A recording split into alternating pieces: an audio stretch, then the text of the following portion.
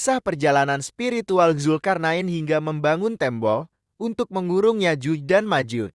Hari kiamat adalah peristiwa kehancuran alam semesta yang menandakan berakhirnya kehidupan di dunia. Tidak ada satupun makhluk Allah yang mengetahui datangnya kiamat ini.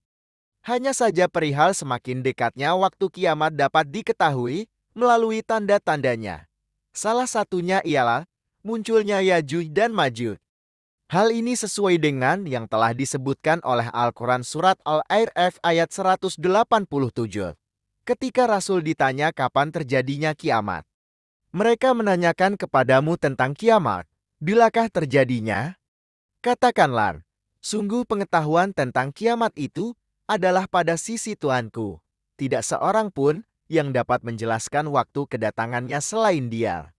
Membahas salah satu tanda kiamat ini mengingatkan kepada sosok raja yang berhasil membuat tembok raksasa untuk mengurung Yajuj dan Majuj, yakni Zulkarnain.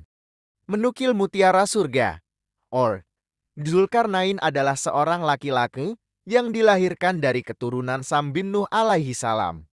Ia hidup di istana ayahnya yang ketika itu menjadi salah seorang raja. Setelah ayahnya meninggal dunia, ia menggantikan kedudukan ayahnya sebagai raja. Nama asli Zulkarnain adalah Hurmuz, tapi ia lebih menyukai julukan Zulkarnain. Ada yang meriwayatkan bahwa Hurmuz dulu memakai topi besi yang memiliki 2 tanduk, sehingga ia dijuluki Zulkarnain. Berikut ini kisah Zulkarnain dari perjalanan spiritual hingga ia berhasil membuat tembok untuk mengurung Yajuj dan Majuj.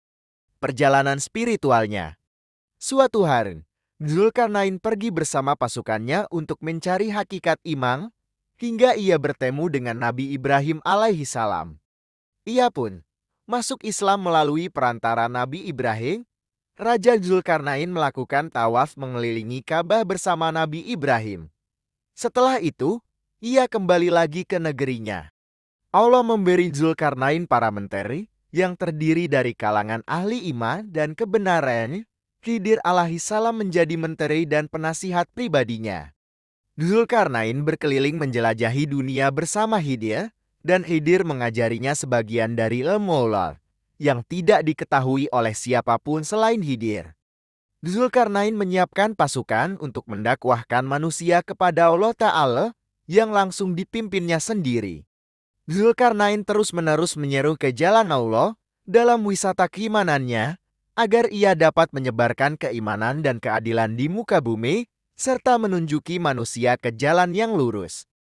Zulkarnain telah mempelajari seluruh bahasa penduduk bumi, sehingga ia bisa berkomunikasi dengan semua orang, dengan bahasa mereka masing-masing. Perjalanan dakwah Zulkarnain sampai di belahan bumi bagian barat, tempat matahari terbenam. Bukan Nabi. Zulkarnain bukanlah Nabi, tapi Allah telah mengilhaminya tentang apa yang harus ia lakukan dan ia katakan. Itu karena Allah mencintainya, lantaran ia senantiasa taat kepadanya, juga lantaran ia berbuat kebajikan dan beramal saleh. Setelah berhasil sampai di wilayah matahari terbenam, ia ingin pergi menuju wilayah matahari terbit. Maka berangkatlah ia bersama pasukannya yang besar lagi kuat, untuk melihat hal-hal baru yang menakjubkan di bumi Allah. Perjalanan Zulkarnain dan pasukannya menghabiskan waktu 12 tahun, hingga akhirnya sampai di tempat matahari terbit. Di sana ia melihat keajaiban yang lain dari ciptaan Allah. Ia menemukan suatu kaum yang tidak beralas kaki dan tidak pula memakai pakaian. Tidak ada penutup atau penghalang antara mereka dengan matahari. Tidak ada rumah yang mereka tempati dan dijadikan pelindung dari sengatan matahari. Kemudian Zulkarnain menemukan tulang belulang. Ia bertanya kepada penduduk setempat tentang tulang belulang tersebut. Mereka menjawab, ini adalah tulang belulang prajurit yang sampai ke sini lebih dulu daripada kalian. Mereka terbakar oleh sengatan matahari hingga mati. Lantas Zulkarnain mengajari mereka cara membangun rumah yang dapat melindungi mereka dari sengatan sinar matahari. Ia juga mengajak mereka untuk menyembah Allah, Zat yang Maha Esa. Mereka pun banyak yang beriman kepada Allah. Perjalanan Zulkarnain berlanjut. Ia berangkat memimpin pasukannya untuk mencari tempat-tempat yang baru dan makhluk-makhluk yang lain untuk diajak menyembah kepada Allah. Yajuj Majuj. Yajuj dan Majuj adalah makhluk Allah yang aneh dan asin. Mereka mempunyai bentuk, ukuran, dan fisik yang membuat manusia terkejut dan heran bila melihat mereka. Mereka berasal dari keturunan Yafits bin Nuh alaihi salam. Allah memanjangkan usia mereka dan memperbanyak keturunannya. Ukuran mereka, sebagian ada yang tingginya sejengkal, ada yang tingginya setinggi pohon, dan ada pula yang tinggi dan lebarnya sama. Mereka memiliki taring seperti binatang buas, cakar seperti kucing, dan rambut yang panjang yang dapat melindungi dan menjaga badan mereka dari teriknya sinar matahari musim panas dan dinginnya cuaca musim dingin. Mereka tidak akan mati sebelum mempunyai 1.000 orang anak. Mereka adalah orang-orang kafir yang tidak beriman kepada Allah, suka merampok, malas bekerja, serta suka mengganggu dan merugikan manusia yang ada di dekatnya. Mereka memakan tanaman, biji-bijian, dan binatang ternak milik manusia. Jika mereka minum air, maka tidak ada yang tersisa sedikit pun. Mereka tinggal bersebelahan dengan sekelompok manusia biasa di sebuah tempat yang bernama Bainas Sadain. Kemudian, Zulkarnain datang ke Bainas Sadain. Di sana ia bertemu manusia yang sedang merasakan pahitnya kehidupan karena Yajuj dan Majuj. Akan tetapi, Zulkarnain menghadapi satu permasalahan, yaitu komunikasi. Ia tidak dapat memahami bahasa penduduk setempat dan mereka pun tidak memahami bahasanya. Sampai akhirnya, Allah menunjukkan suatu cara kepadanya untuk memahami apa yang mereka kehendaki.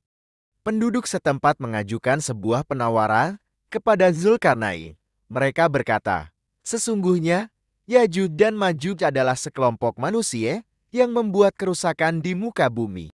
Maukah engkau kami bayar untuk membuat dinding penghalang antara kami dan mereka? Zulkarnain menjawab, apa yang telah dianugerahkan Allah kepadaku lebih baik daripada imbalanmu.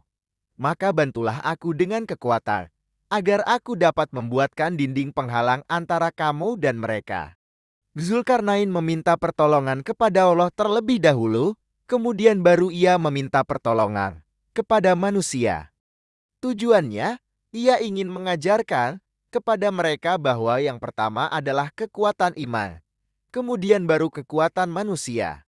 Membangun tembok untuk mengurung Yajuj dan Majuj. Zulkarnain mulai membangun tembok yang dibantu oleh prajuritnya dan orang-orang tersebut. Zulkarnain mulai mengukur jarak di antara kedua puncak gunung, yaitu gunung yang mengelilingi kawasan tersebut. Setelah pekerjaan itu selesai, Zulkarnain berkata, dinding ini adalah rahmat dari Robbu, maka apabila janji Robbu telah tiba, dia akan meruntuhkan dinding tersebut, dan janji Robku ini benar. Keesokan harinya Yajuj dan Majuj berusaha menghancurkan dinding itu. Mereka hendak memakan tanaman dan mencuri biji-bijian milik manusia yang berdekatan dengan mereka. Namun, mereka tidak sanggup melakukannya. Kuku-kuku dan taring-taring mereka tidak mampu menghancurkan dinding yang kokoh itu. Sungguh Allah telah menentukan bagi mereka suatu waktu untuk keluar ke muka bumi dan menghancurkan dinding tersebut dan menjadikannya sebagai salah satu dari tanda-tanda kiamat. Zulkarnain kembali ke negerinya setelah perjalanan keimanannya berhasil.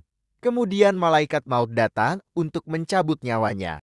Wallahu alam bishawab. Terima kasih.